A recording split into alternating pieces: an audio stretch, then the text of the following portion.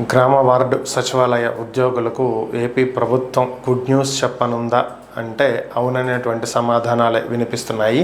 ఈ నెల 10వ తేదీన జరగబోతున్నటువంటి ఏపీ కేబినెట్ సమావేశంలో వాలంటీర్లను తిరిగి విధుల్లోకి తీసుకునేటువంటి అంశం మీద చర్చించనున్నట్లుగా తెలుస్తుంది.